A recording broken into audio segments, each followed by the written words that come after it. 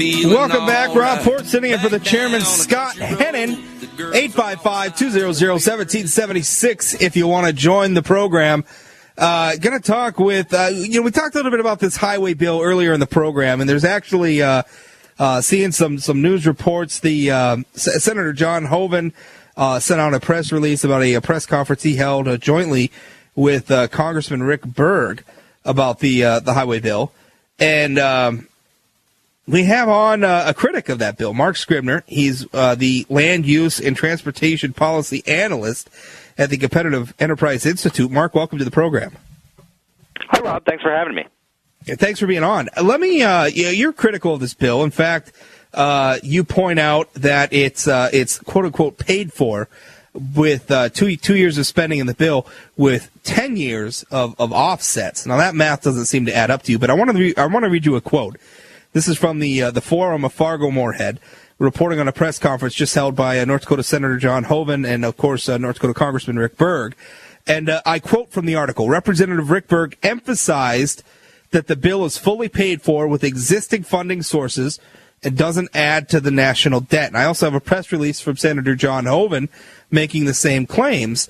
What are we to make of these claims? Is this bill really paid for?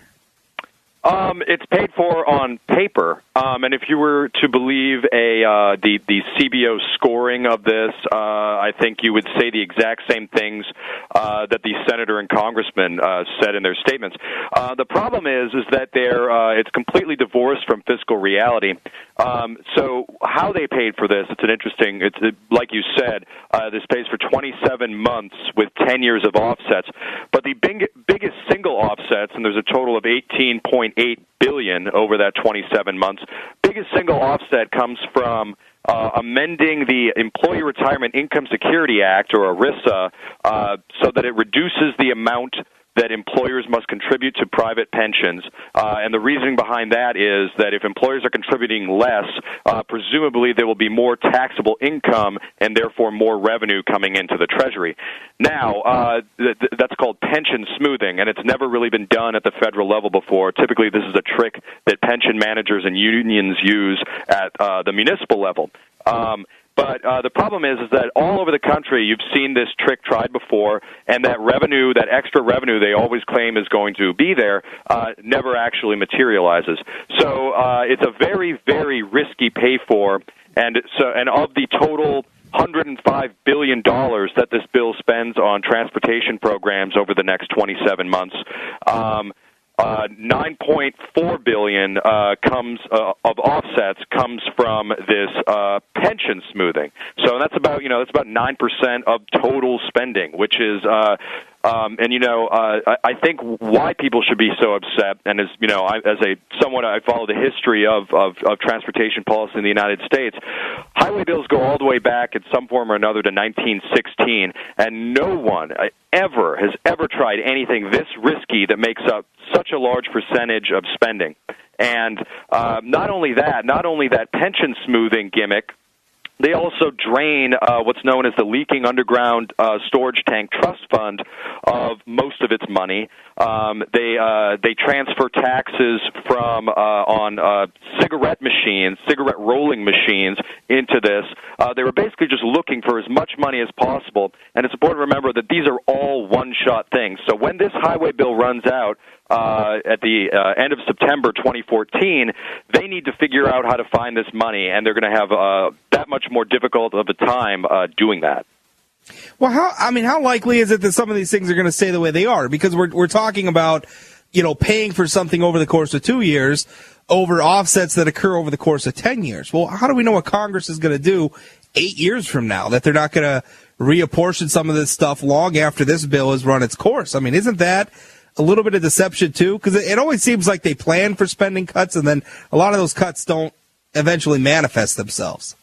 Right, and they're not planning for spending cuts at all, and that was sort of the big issue. So, I mean, traditionally, for the 35 years that it took the federal government to build the interstate highway system, they relied completely on fuel taxes and tire taxes, user taxes, highway user taxes, and they never added to the deficit through that. Now we've gotten to the point where we have the same tax rates on fuel that we've had since 1993. Those haven't been raised, 18.4 cents on gasoline and 24.4 cents on diesel.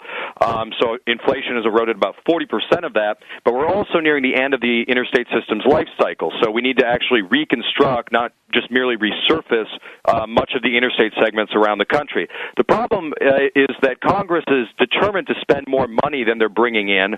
They're not trying to address this revenue outlay imbalance, and things are just getting worse. This was, for this one, for 2 years, we have an $18.8 billion general fund bailout of the Highway Trust Fund, and who knows what's going to happen in 2 years. I mean, there were attempts by some members of Congress, the more fiscally conservative members, to rein in this excessive spending and basically demand that the federal government spend no more money out of the Highway Trust Fund than they're actually bringing into it. That failed, I believe that failed the House, the Republican-controlled House, and this was a non-binding motion to instruct from Congressman Paul Brown of Georgia. I believe that had 82 supporters, and it was your usual crowd of fiscal hawks. But the vast majority of Republicans, in addition to virtually, I think, every single Democrat, opposed that measure. So it's a bipartisan failure for them to address this fiscal reality.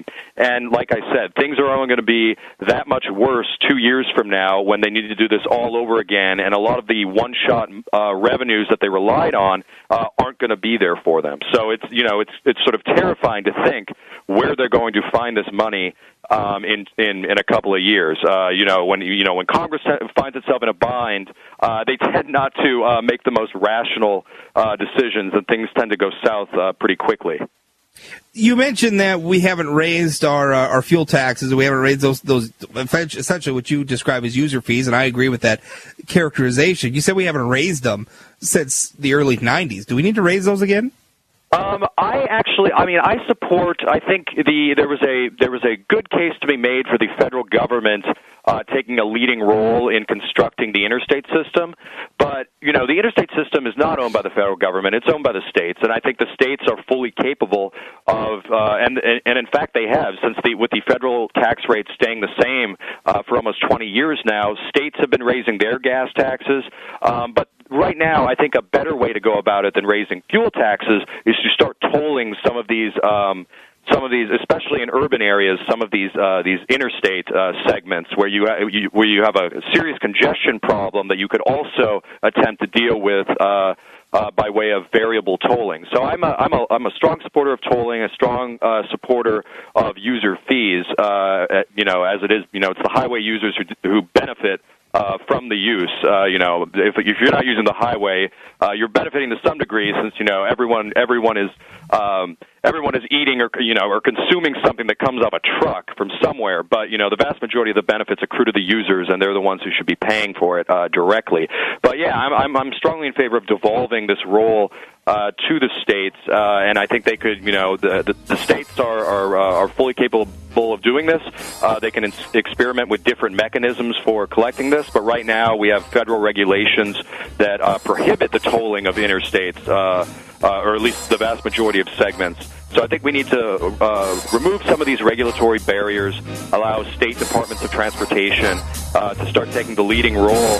Mark, got to go. Thanks. I appreciate your time.